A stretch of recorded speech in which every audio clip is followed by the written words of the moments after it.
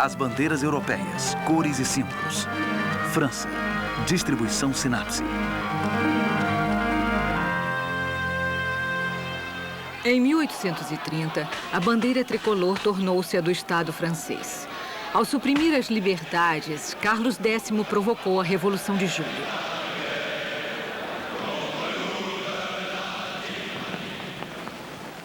Apelaram para Luís Felipe e, diante da bandeira tricolor, Lafayette o abraçou publicamente, tornando-o o primeiro rei cidadão. Em 1º de agosto de 1830, ele declarou para os deputados: a nação francesa reassume suas cores. A bandeira azul, branca e vermelha permaneceu assim até os dias atuais. Mas essas três cores não tiveram sempre o mesmo significado. Contar sua trajetória equivale a contar a história da França. Com a morte de Carlos Magno, seus 3 filhos herdaram um grande reino. A maioria dos países da Europa Oriental nasceu dessa partilha. Na Idade Média, o vermelho era sinal de adesão e combate. A auriflama vermelha, na liderança dos exércitos, assinalava a presença do rei. Esse estandarte era sagrado, pois o rei era o único representante de Deus na terra. As cruzadas que partiam para libertar a Terra Santa marcaram o estandarte vermelho com a cruz de Cristo para se opor ao crescimento do Islã.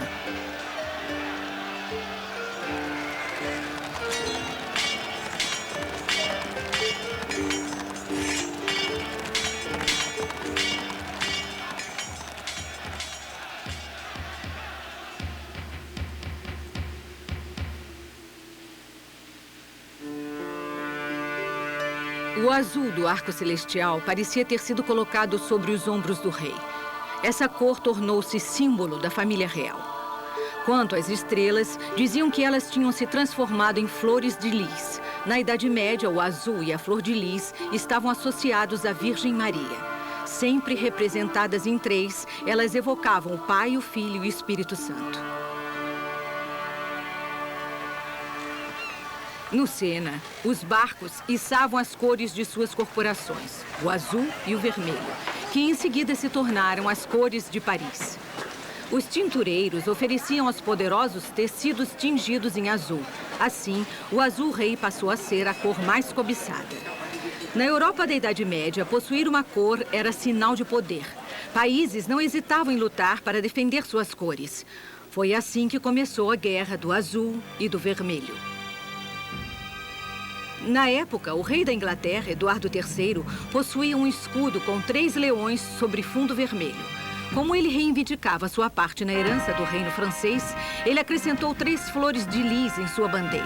Tal ofensa ao rei da França não poderia ter ficado sem resposta.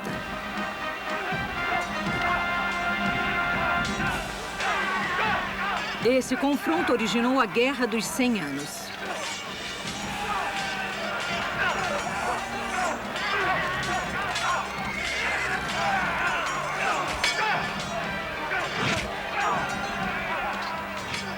Os ingleses estavam a ponto de vencer a guerra quando uma jovem pastora, que se dizia investida de uma missão divina, ergueu seu estandarte branco, branco como o sudário de Cristo.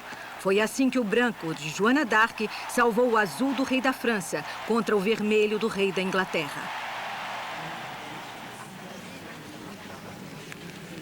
A partir de Luís XI, o branco, o azul e as flores de lis eram os símbolos do rei. Eram transmitidos de pai para filho durante toda a dinastia dos Bourbon. Ao longo dos séculos, a monarquia de direito divino se consolidou e as antigas províncias independentes passaram pela autoridade direta da coroa.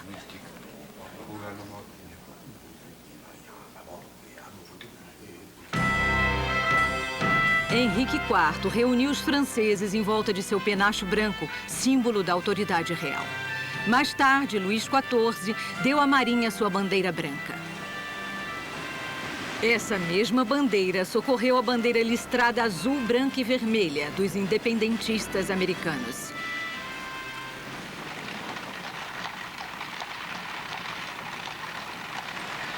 Os parisienses receberam com entusiasmo as 3 cores da bandeira americana que, naquele momento, simbolizavam a liberdade.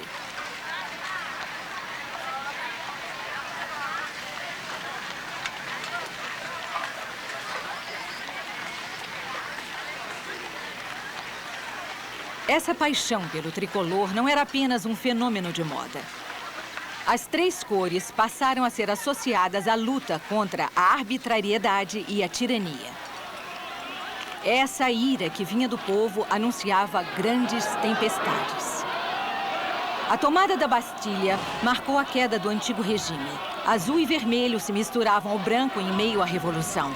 Uniforme da Guarda Nacional, roupa dos revolucionários parisienses, emblema usado no plastron branco do rei e o gorro frígio dos sans-culottes. Os emblemas do antigo regime foram queimados. Começava uma nova maneira de pensar e viver juntos. Surgiram novos símbolos, como a Árvore da Liberdade, que carregava os princípios fundamentais dos direitos do homem e do cidadão: liberdade, igualdade e fraternidade. Essas três palavras resumiam o ideal revolucionário e lembravam o desejo de união das três ordens: nobreza, clero e terceiro estado. A partir de então, conviviam lado a lado em igualdade política. E para reforçar essas palavras, a bandeira tricolor assumiu esses novos símbolos. Essas ideias e cores percorreram a França e o mundo. Na Marinha, haviam conservado o branco do rei. Quando os marinheiros se revoltaram em Brest, eles exigiram as cores da nação. Um novo pavilhão foi criado com o vermelho, branco e azul no alto, à esquerda da bandeira branca. Alguns anos depois, ficou decidido que o pavilhão da Marinha seria composto por 3 faixas verticais. A República foi tomando todo o país. Tropas vinham de toda a França para salvar a pátria em perigo.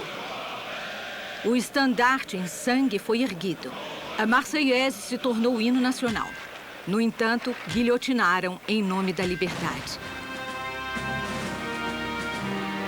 Com as guerras napoleônicas, os ideais republicanos se espalharam por toda a Europa. Mas o arrebatamento dos exércitos franceses provocou a emergência de sentimentos nacionais nos países ocupados. Mas os sonhos de Napoleão acabaram em Waterloo. A monarquia e sua bandeira branca voltaram ao poder. Em 1830, Carlos X suprime as liberdades, provocando a Revolução de Julho. Foi a data da adoção definitiva da bandeira tricolor na França. A monarquia burguesa de Luís Felipe norteou o destino da Revolução Industrial. Uma nova ordem social emergiu acompanhada de miséria e injustiças. Com as revoltas da primavera de 1848, os proletários se uniram em torno da bandeira vermelha, que virou símbolo da luta pela justiça social. Eles queriam vermelho como cor da nação. A burguesia se opôs em nome da República. Ao rejeitar a bandeira vermelha, estão negando a questão social, gritaram alguns representantes do povo. A partir de então, a nação francesa se dividiu em 2 campos: os partidários do vermelho e os do azul, branco e vermelho. Em busca de uma reconciliação nacional, o Estado vestiu as cores republicanas. De revolucionárias, elas passaram a ser institucionais. O povo celebrou com alegria o seu exército durante a inspeção geral de 14 de julho. A escola se tornou pública e secular, e o francês, o idioma obrigatório. Na prefeitura e na escola, essa língua era cultuada e a bandeira tricolor era o seu estandarte. Em todo o Império Colonial francês, saudavam-se as 3 cores sob as quais os soldados africanos foram mandados em linha de frente em 1914.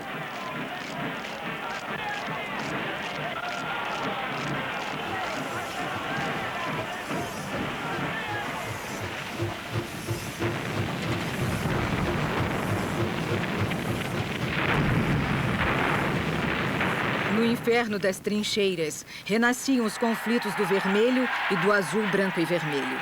Nos 2 campos, os soldados que erguiam a bandeira vermelha se opunham à guerra. Eles se recusavam a lutar contra seus irmãos de classe.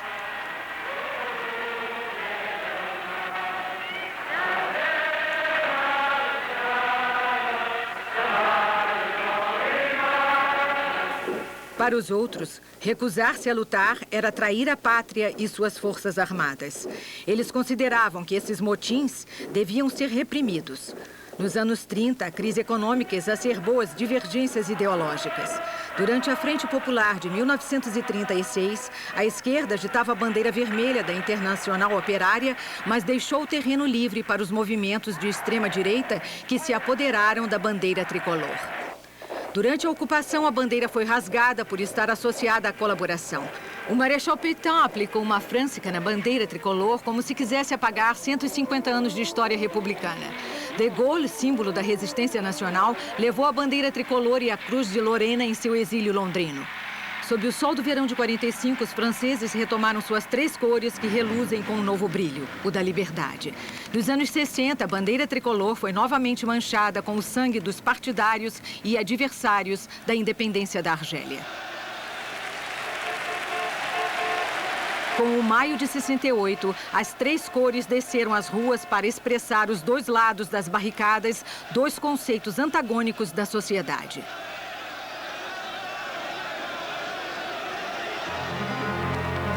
Uma bandeira? Para quê? Há séculos na Europa, cores e símbolos se opõem e se unem. O que eles representarão amanhã? Versão brasileira Audio News.